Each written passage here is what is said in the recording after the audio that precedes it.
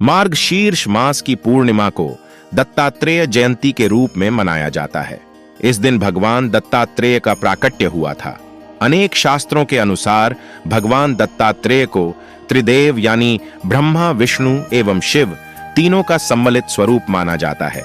इस दिन त्रिगुण स्वरूप दत्तात्रेय की पूजा का विधान है। इस दिन भगवान दत्तात्रेय के निमित्त व्रत करने व दर्शन पूजन करने से मनुष्य की सभी मनोकामनाएं पूर्ण होती हैं। भगवान दत्त के नाम पर दत्त संप्रदाय का उदय हुआ। दक्षिण भारत सहित पूरे देश में इनके अनेक प्रसिद्ध मंदिर भी हैं। शास्त्रों के अनुसार महर्षि अत्रि मुनि की पत्नी अनुसूया के पतिव्रत धर्म की चर्चा तीनों लोक में होने लगी।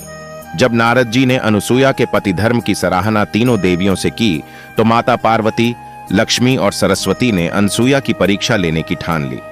सती अनसूया के पतिव्रत धर्म की परीक्षा लेने के लिए त्रिदेवियों के अनुरोध पर तीनों देव ब्रह्मा, विष्णु और शिव पृथ्वी लोक पहुंचे।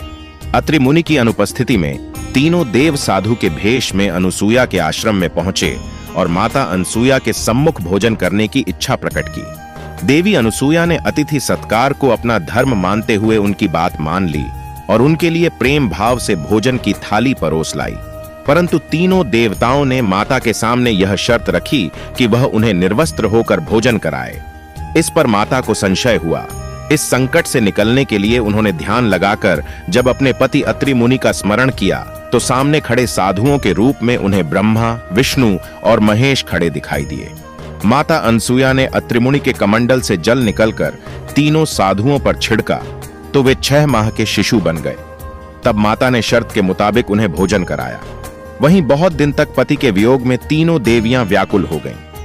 तब नारद मुनि ने उन्हें पृथ्वी लोक का वृत्तांत सुनाया।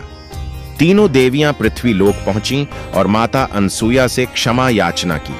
तीनों देवों ने भी अपनी गलती को स्वीकार कर माता की कोख से जन्म लेने का आग्रह किया।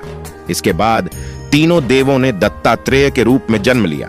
तीनों देवों को एक साथ बाल रूप में दत्तात्रेय के अंश में पाने के बाद माता अनसूया ने अपने पति अत्रि ऋषि के चरणों का जल तीनों देवों पर छिड़का और उन्हें पूर्ववत रूप प्रदान कर दिया।